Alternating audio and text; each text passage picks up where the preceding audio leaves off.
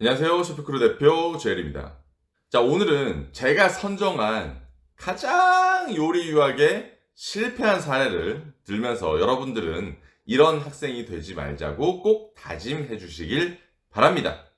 유학을 실패하는 경우 정말 다양한 방법으로 실패를 많이 하는데 그 중에서 가장 큰 두 가지는 첫 번째는 심리적인 요인.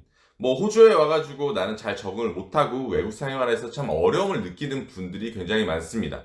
홈식이라 불리는 향수병을 걸린다든지, 이런 이제 외국 사회에 잘 융화가 되지 못하는 분들이 있어요.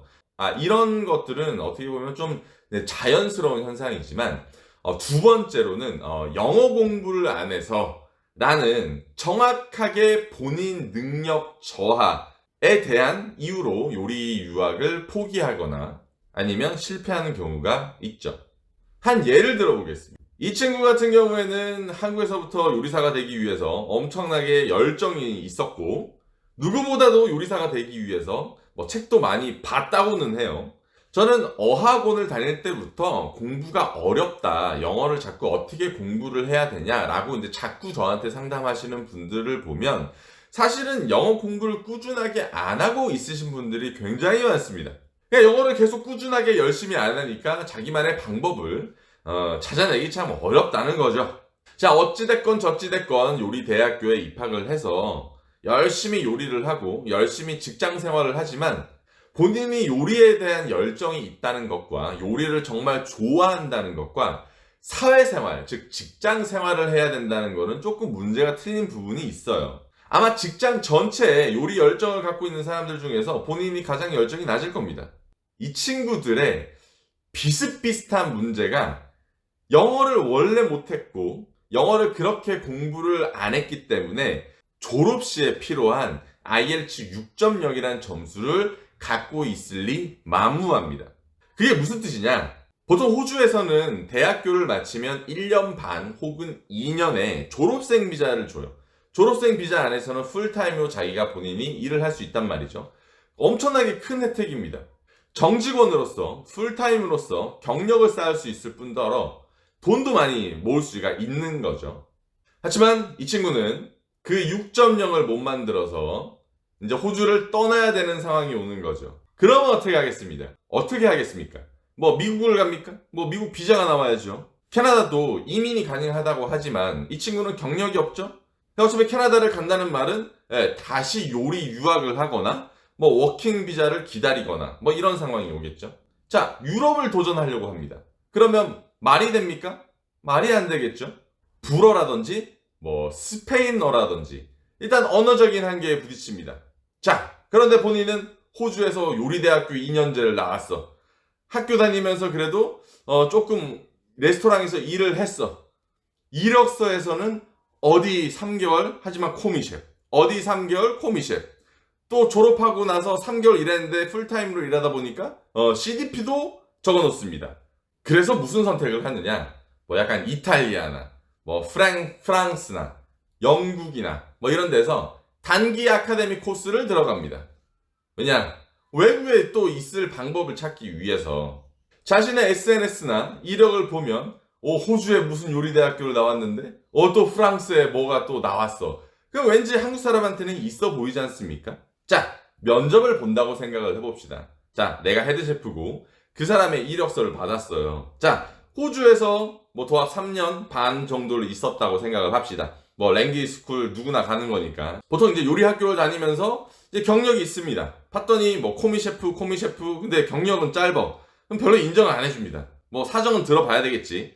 본인이 못해서 나갈 수도 있지만 사정상 그렇게 나갈 수도 있으니까.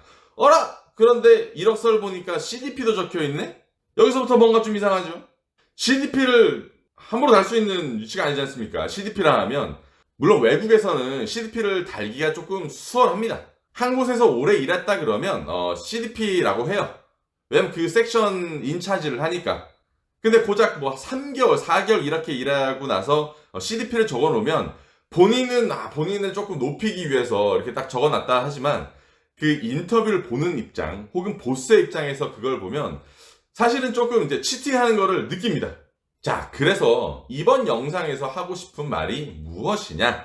결국엔 이 친구는 잘 될 수 있었습니다. 잘 풀릴 수 있었어요. 누구보다 남들보다 열정도 세고 요리를 열심히 하려고 했지만 단 한 가지입니다. 서류상의 영어를 안 했다는 점. 공부를 놓친 거죠.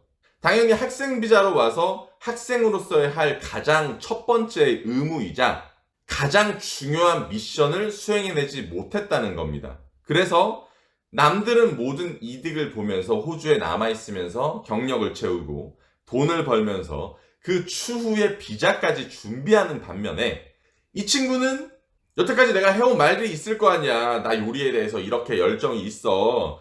또 주위에 보는 그런 시선들이 있기 때문에 본인이 이제 어떻게 하면 이제 좋게 보여질까 이런 이제 자존심, 속에서 자존심이 점점 이제 커지게 되는 거예요. 근데 현실은 그렇게 따라주지가 않죠. 대학을 나오고 또 컬리지를 들어갔다. 이 말은 조금의 실패는 있다. 물론 인생에서 이 부분이 당연히 이 부분을 통해서 큰 거를 배울 수도 있고 이런 실패를 굳이 큰 실패라고 얘기하지는 않을 수도 있지만 학생으로서의 실패는 맞다. 하지만 그걸 통해서 무언가를 배웠다면 충분하게 의미 있는 시간이지 않았나. 아직 젊으니까. 그래서 여러분도 요리 유학을 준비하는 학생들은 잘 들으셔야 돼요. 요리에 대한 열정, 요리에 대한 공부도 가장 중요하지만 여러분들은 유학을 온다는 거, 학생 신분이라는 거, 그 다음에 공부를 하셔야 된다는 거 잊지 마세요. 그 다음에 졸업하고 나서 본인의 열정과 끼를 마음껏 업장에서 펼치시길 바랍니다. 자, 여러분, 시드니가 벌써 7일째 지역 감염자 수 0명을 기록하고 있습니다. 곧 제발 이제는 좋은 소식으로 여러분들은 좀 찾아뵙으면 좋겠네요. 자, 오늘도 영상 봐주셔서 감사하고 항상 건강하시고 열정 관리하시고 체력 관리하시는 하루가 되시길 바랍니다. 그럼 다음 영상으로 다시 만나요. 안녕.